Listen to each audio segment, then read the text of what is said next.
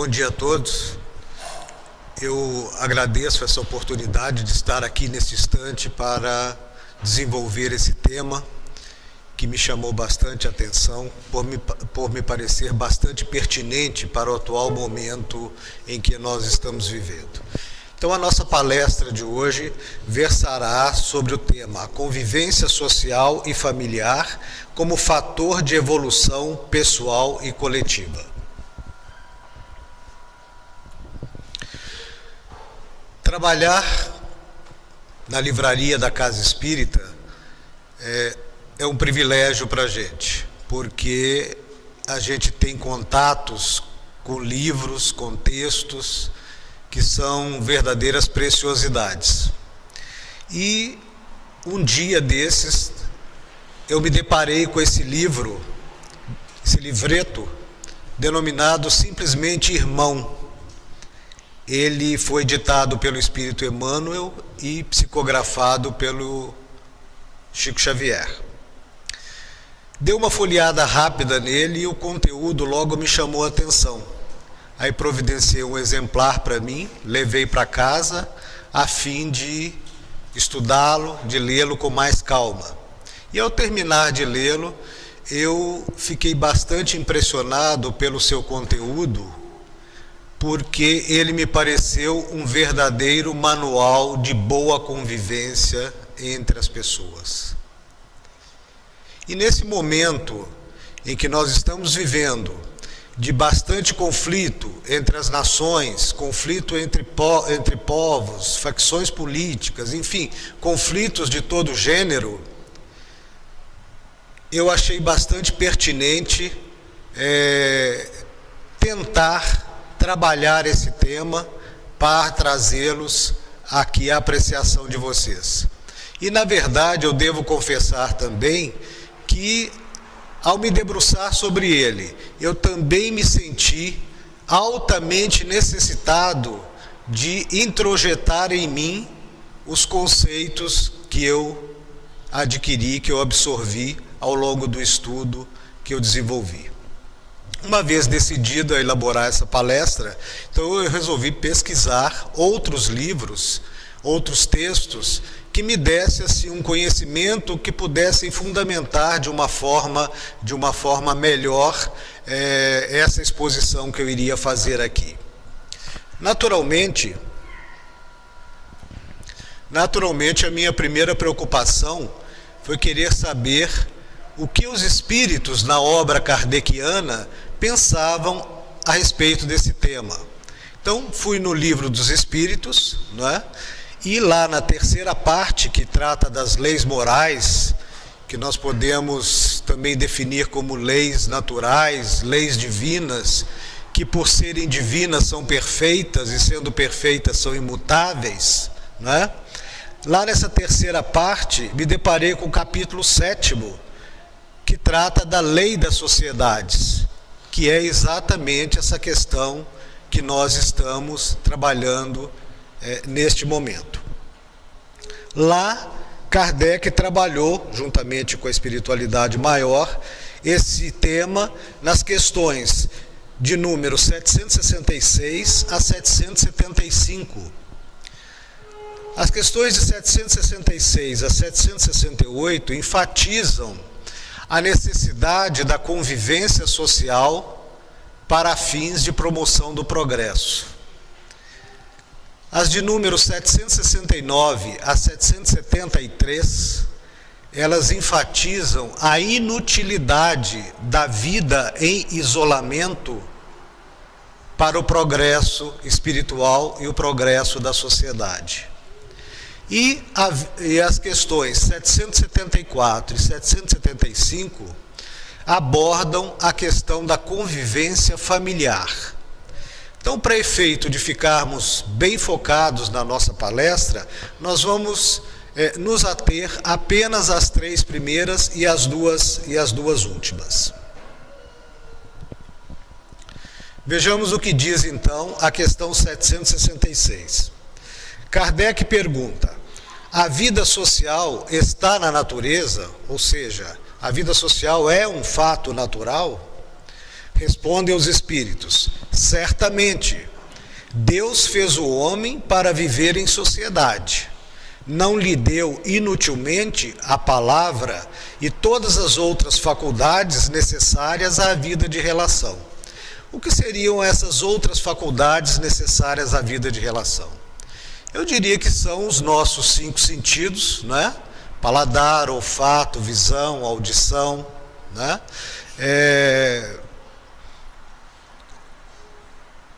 Juntamente com a nossa inteligência, que nos dá a capacidade de raciocinar, de discernir, né? E juntamente com a capacidade de expressarmos os nossos sentimentos. Essa figura aqui procura exemplificar tudo isso, onde nós vemos um grupo de jovens interagindo entre si, né? Aqui, naturalmente, um está falando, os outros 4 estão ouvindo, todos estão vendo, todos estão prestando atenção, raciocinando, enfim, e expressando aquilo que vai dentro do seu íntimo. Então, isso aqui seria uma vida de relação. Pode ser um grupo de estudantes, um grupo no trabalho, né? Então, daí justifica essa questão de que nós temos essas faculdades porque elas são necessárias e Deus não faz nada inútil. Na questão 767, Kardec pergunta ainda: é contrário à lei natural o isolamento absoluto? Responde os espíritos: sem dúvida, pois que por instinto os homens buscam a sociedade e todos devem concorrer para o progresso, auxiliando-se mutuamente. Então aqui os espíritos nos dão 2 informações. A primeira, que o isolamento absoluto é contrário à lei natural. E que aqueles que já estão num patamar mais evoluído em determinado aspecto, têm por obrigação auxiliar os demais que estão mais atrasados, a fim de que o progresso se processe. Ontem, por exemplo, nós tivemos a oportunidade de vivenciar aqui um exemplo concreto desse daí. O nosso irmão Gilberto, ele proferiu aqui uma palestra sobre a questão da evangelização de crianças e de adolescentes, sobre a necessidade da evangelização de crianças e adolescentes. E eu confesso para vocês, eu não teria competência para preparar essa palestra que ele preparou. Mas ele, como professor, ele tinha a sensibilidade, tinha os conhecimentos pedagógicos necessários para fazer aquela palestra e apresentá-la aqui. Então, isso demonstra o fato de que nós precisamos nos auxiliar mutuamente. Na questão 768,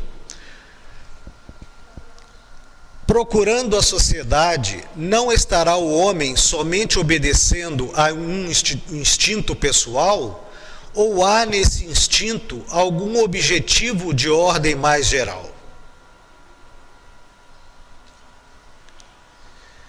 O homem tem que progredir. Isolado, isso não lhe é possível, por não dispor de todas as faculdades. Falta-lhe o contato com os outros homens. No isolamento, ele se embrutece e se estiola. Então, é uma sequência da pergunta anterior, né, que ressalta o fato de que nenhum de nós domina todos os conhecimentos, todas as habilidades para podermos exercer tudo aquilo que é necessário para a nossa sobrevivência, para o nosso progresso, para o nosso bem-estar, isoladamente. E aqui se enfatiza o fato de que no isolamento o homem se embrutece. Isso é natural porque quando a pessoa vive isoladamente, a pessoa passa a se descuidar, né? A se descuidar do seu trato pessoal, do seu polimento educacional. Enfim, ela vai se afastando do convívio com as outras pessoas e vai se animalizando. Aqui nessa figura nós vemos uma pessoa eu extraí essa fotografia de uma reportagem na internet que fala sobre pessoas que vivem isoladas nas florestas da Sibéria, na Rússia. Então, essa pessoa aqui exemplifica esse fato. É uma pessoa que, a gente se olhar, ela está bastante maltratada na sua aparência, tem um olhar desconfiado, é uma pessoa que está arredia, né, escondida no meio do mato, como se fosse uma pessoa pré-histórica, não é? Então, isso daí mostra, mais uma vez, que o isolamento não faz bem à nossa evolução espiritual. Kardec, ele emite uma nota explicativa à resposta dos espíritos nessa questão 768. Ele diz o seguinte: homem nenhum possui as faculdades, conhecimento, habilidades completas. Mediante a união social é que elas se completam umas às outras, para lhe assegurar o bem-estar e o progresso. Por isso é que, precisando uns dos outros, os homens foram feitos para viver em sociedade e não isolados. Nessa figura, nós temos vários exemplos de profissionais, né, dentre as várias atividades profissionais que nós temos na sociedade. Aqui é apenas para exemplificar. Temos a profissional da informática, o arquiteto, bombeiro, nutricionista, médico, engenheiro, fisioterapeuta, enfim. É evidente que nenhum de nós, no nosso atual estágio evolutivo, tem os conhecimentos e habilidades necessárias para dominarmos todas essas profissões ao mesmo tempo, simultaneamente, né? Então, se nós estamos doentes, nós temos que procurar o auxílio de um médico para nos tratarmos, para nos ajudar. Se nós temos um acidente envolvendo fogo, por exemplo, temos que chamar os bombeiros para vir nos auxiliar. Se precisamos erguer uma casa, primeiro vamos no arquiteto para desenhar a planta, depois vamos no engenheiro para fazer os cálculos e fiscalizar a edificação. Então, isso demonstra que nós não conseguimos viver isoladamente. Nós precisamos uns dos outros, não só para nos completar, como também para promover o nosso progresso e o bem-estar nosso e da sociedade. Nas questões de número 766 a 768, tanto Kardec quanto os espíritos deram ênfase à necessidade da vida em sociedade como indutora do progresso. Mas esse progresso aqui é mais voltado para o aspecto material, para o aspecto intelectual, para o aspecto cultural, né? O desenvolvimento moral, o desenvolvimento ético, o desenvolvimento da educação social.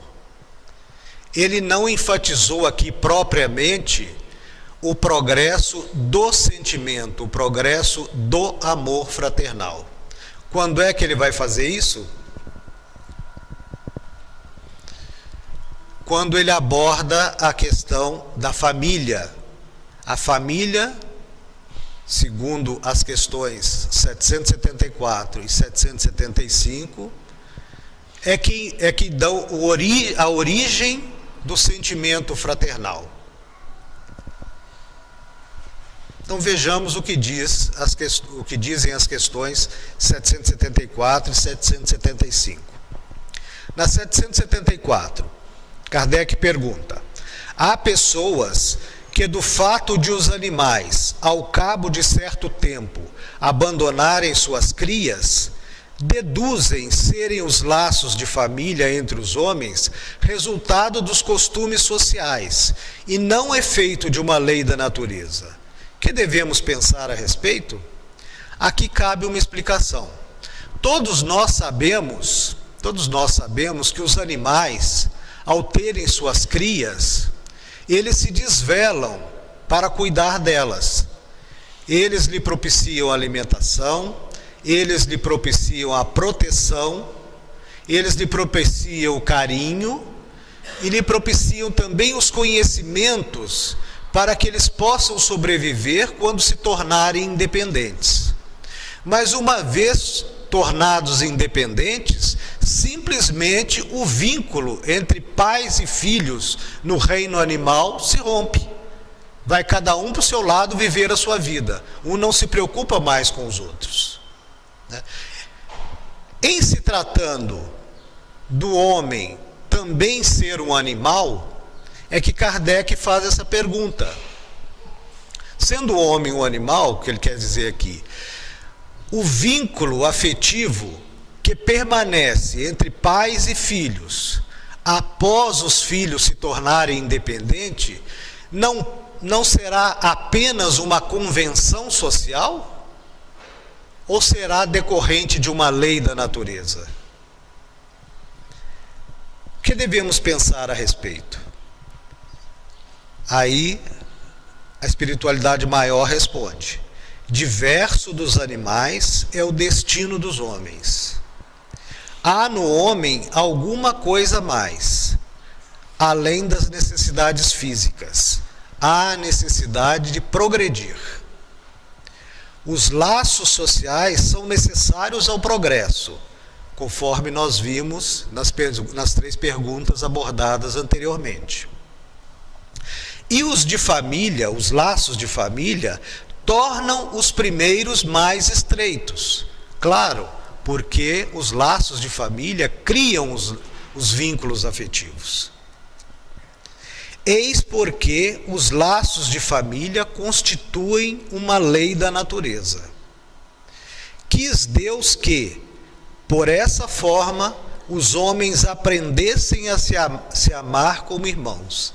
Então está aqui, dito nessa resposta, a gênese do amor fraternal.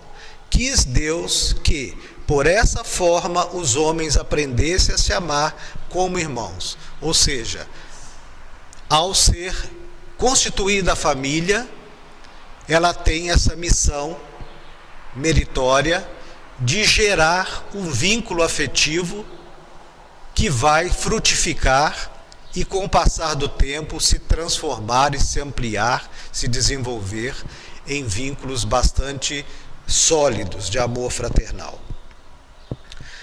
Na questão 775, qual seria para a sociedade o resultado do relaxamento dos laços de família?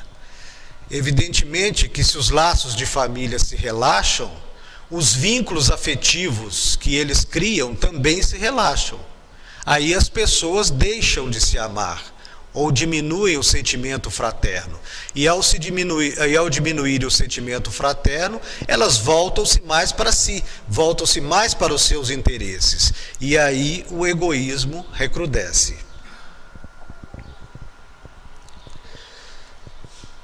No Evangelho segundo o Espiritismo, capítulo 14, se faz uma abordagem sobre a questão da família espiritual e da família consanguínea.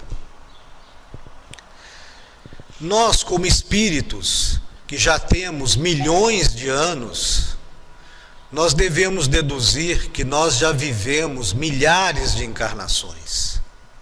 E nessas milhares de encarnações, nós tivemos milhares de famílias. Nós tivemos milhares de pais, milhares de filhos, milhares de cônjuges, milhares de avós, de primos, de tios, né? E que foram convivendo através dos milênios. E essa convivência gerou uma afinidade muito grande, porque a família espiritual, ela é constituída apenas de espíritos afins, espíritos que se amam e que, apesar de às vezes se separarem pelas reencarnações, sempre que voltam ao plano espiritual, procuram se encontrar e viverem juntas, em convivência. Então isso explica o fato de que é comum e é natural que muitas vezes a gente dedica a um amigo, às vezes, um sentimento fraternal muito maior, muito mais forte do que a alguém que compõe a nossa parentela consanguínea. Por quê? Com certeza Este amigo a quem a gente dedica esse amor fraternal mais forte do que ao parente consanguíneo, ele em outras encarnações, em outras vidas, ele já conviveu conosco várias vezes, também como um parente consanguíneo. Já a família consanguínea, não, a família consanguínea é diferente. Ela é constituída de espíritos afins, espíritos que são introduzidos nela para serem auxiliados em sua jornada ascensional e espíritos que estão em desarmonia uns com os outros e que necessitam resgatar os seus karmas e se harmonizarem. Nós sabemos que a espiritualidade tem interferência no nosso livre-arbítrio. Apesar da gente dizer que o nosso livre-arbítrio é completo, não é propriamente assim. O livre-arbítrio é uma faculdade relativa do espírito. À medida que nós temos uma evolução maior no aspecto espiritual, também maior é o nosso livre-arbítrio. Quando nós somos espíritos atrasados, que não temos uma boa condição de discernimento, os espíritos superiores traçam para nós os nossos planos encarnatórios a fim de que nós possamos evoluir. Então isso me faz lembrar um caso, uma história que eu li há muitos anos atrás, que eu nem me lembro mais o nome do livro, nem o nome de seus autores, tanto o autor espiritual quanto o autor mediúnico. Mas eu me lembro perfeitamente da história, porque ela me chamou muita atenção. Eu estava iniciando ainda os meus conhecimentos espíritas. Então essa história, ela narra a saga de dois espíritos masculinos que eram profundamente desarmônicos entre si. Eram espíritos rebeldes, espíritos que tinham uma rivalidade muito grande entre eles. Então, essa história narra 3 encarnações desses dois espíritos. A primeira encarnação se passava na Itália, nos anos 1600, 1700. Foi a primeira encarnação contada nesse livro. A história deles não deu muito certo, porque ao final um assassinou o outro. Como havia uma agressividade muito grande entre esses espíritos, a espiritualidade resolveu dar a eles uma segunda chance de se harmonizarem. E, para facilitar a tarefa deles, retirou-os da convivência deles lá nos locais onde eles estavam acostumados a viver e transplantaram esses espíritos para o Brasil. Terra nova, convivência com gente nova, né? Quem sabe eles amainavam um pouco o seu espírito belicoso um para com o outro. Então ambos nasceram no Brasil, ali na região do Vale do Paraíba, entre São Paulo e Rio de Janeiro, e infelizmente não deu certo de novo. Não deu certo de novo. Aquele que tinha sido assassinado na encarnação anterior, nessa segunda tentativa, assassinou o seu algoz. Bom, passou-se mais um tempo e no início dos anos 1900, na mesma região, eles tiveram uma terceira oportunidade. Só que dessa vez a espiritualidade traçou para eles o projeto encarnatório deles, sem perguntar muito se eles queriam ou não queriam. Então eles renasceram como irmãos gêmeos chifópagos. Para quem não sabe o que se trata de gêmeos chifópagos, são aquelas crianças que nascem grudadas umas com as outras.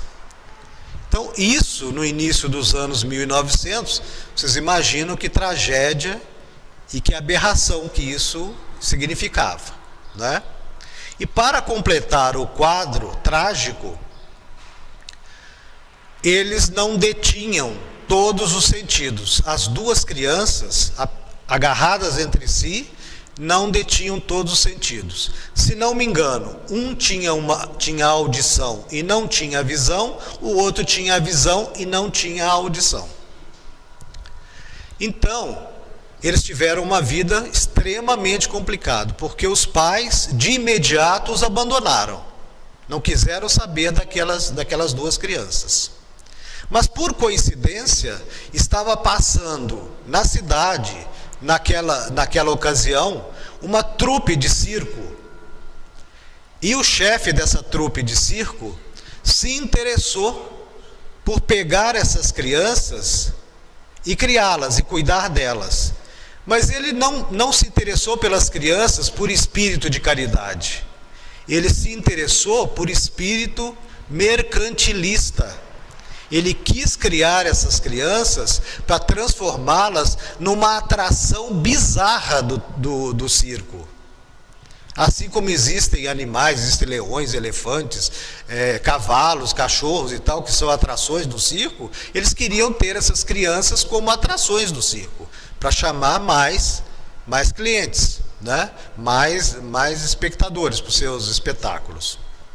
Bom, essas crianças, como elas eram extremamente rebeldes, no início, claro, elas tiveram uma convivência muito difícil. Mas depois elas foram compreendendo que uma completava a outra, uma precisava da outra. Se uma queria fazer alguma coisa, a outra precisava estar de acordo. Senão elas não conseguiriam superar as dificuldades e realizar aquilo, né? E assim foram vivendo. Não viveram muito, viveram em torno de 20 anos. Mas se considerarmos que 20 anos não é uma vida longa, mas 20 anos vividos dessa forma é uma tragédia, é uma dificuldade, é um problema muito sério, muito difícil, né? Mas foi o jeito que a espiritualidade encontrou para fazê-los se harmonizarem. E eles, dessa vez, eles foram vitoriosos. Quando eles desencarnaram, ambos desencarnaram simultaneamente, né? Porque eles compartilhavam órgãos em comum, né? Então, quando um faleceu, o outro também faleceu. Então, ambos foram juntos, voltaram juntos para o plano espiritual. Chegando lá, eles foram vitoriosos. Eles conseguiram superar toda aquela rivalidade que existia entre eles, desenvolveram um vínculo fortíssimo, que eles não conseguiam mais ficar separados uns dos outros, e passaram a trabalhar pela evolução espiritual dos demais irmãos mais atrasados, né? Em conjunto.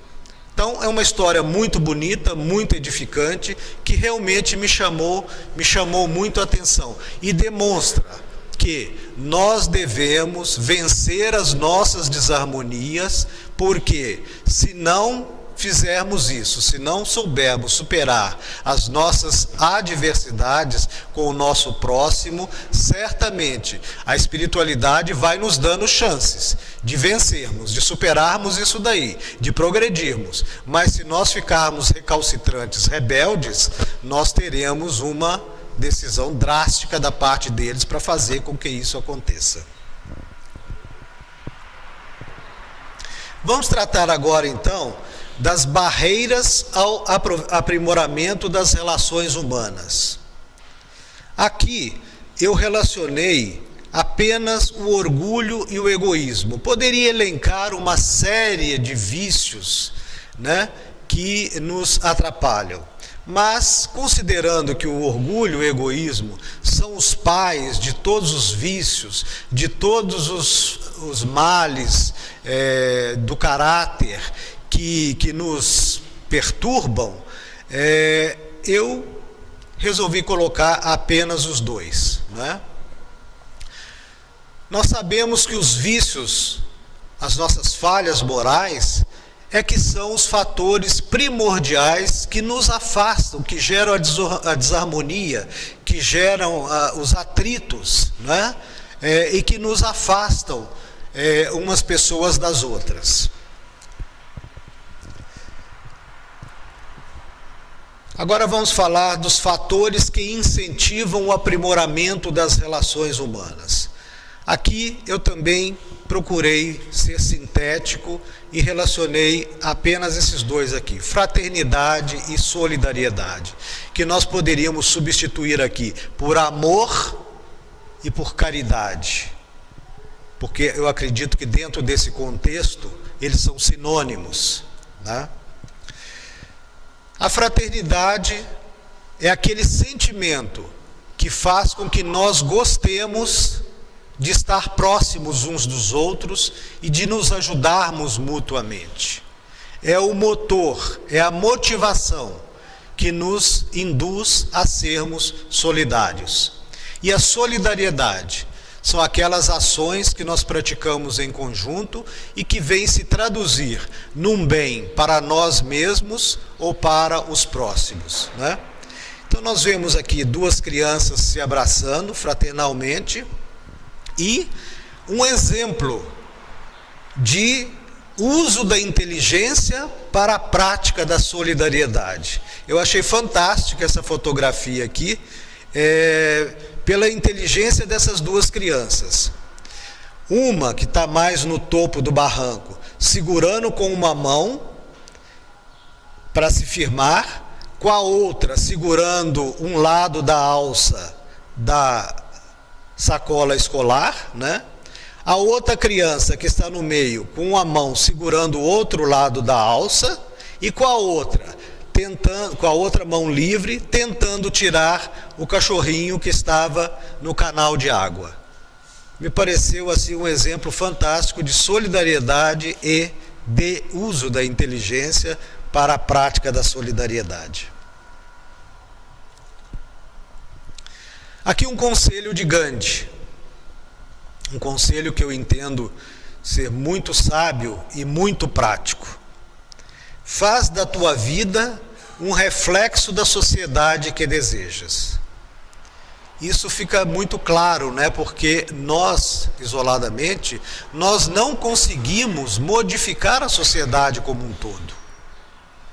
Então, primeiramente, nós temos que modificarmos a nós mesmos, modificarmos o nosso entorno, tornarmos a nossa vida aquela vida que nós idealizamos para a sociedade. A partir do momento que nós conseguirmos modificar o nosso entorno e o nosso próximo também for fazendo a mesma coisa e esse movimento for se ampliando, naturalmente a sociedade ficará melhor e atingirá o estágio que nós almejamos. Bem, com isso daí eu encerro essa apresentação dos slides, mas eu gostaria de ler um texto para vocês. Um fragmento de um capítulo que eu até mostrei para o Vanim domingo passado e que me chamou bastante atenção. Eu achei uma verdadeira preciosidade. Esse fragmento foi extraído do artigo Ação e Reação, do livro Rumo Certo, ditado por Emmanuel e também psicografado por Chico Xavier. Diz o seguinte: tuas boas ações constituem recursos que sorvestes na organização crediária da vida. Tuas reações, porém, são as garantias que lhe preservam a estabilidade, ou os golpes que lhe desmerecem o valor, conforme o bem ou o mal a que te afeiçoes. Então aqui, Emmanuel está nos dizendo o seguinte, que as nossas boas ações, elas nos rendem créditos que nós acumulamos, como, por exemplo, acumulamos numa poupança os nossos recursos financeiros. Mas as nossas reações é que são responsáveis por nós mantermos essa poupança e até a ampliarmos, se a nossa reação for positiva, ou se nós vamos utilizar essa poupança para compensar o efeito negativo das reações adversas que nós tivemos. Muito interessante, né? essa lição de Emmanuel. E ele diz mais: se as tuas reações forem constantemente elevadas, de certo que as tuas realizações serão sempre respeitáveis e dignas. Pelas reações, somos vistos em nossa estrutura autêntica. Então, é através das reações nossas que nós nos mostramos para as demais pessoas. Porque se as nossas reações forem positivas, naturalmente significa que nós já somos espíritos mansos, espíritos cordatos, espíritos mais desenvolvidos. E se as nossas reações forem adversas, forem agressivas, significa que nós ainda estamos num estágio mais primitivo espiritualmente, né? Então, é através das nossas reações que as pessoas podem nos avaliar em que estágio evolutivo nós estamos, tanto em termos de educação social, quanto em termos de evolução espiritual. Diz mais ainda: provas, aflições, problemas e dificuldades se erigem na existência, como patrimônio de todos. Ou seja, provas, aflições, problemas e dificuldades, todos nós temos em nossas vidas. O que nos diferencia uns diante dos outros é a nossa maneira peculiar de apreciá-los e recebê-los. Ou seja, o que nos diferencia uns dos outros é a nossa maneira de reagir a estes problemas, a essas aflições, a essas dificuldades. Meus irmãos, era isso que eu tinha para apresentar para vocês hoje, e que a paz de Jesus esteja com todos vocês. Muito obrigado pela atenção.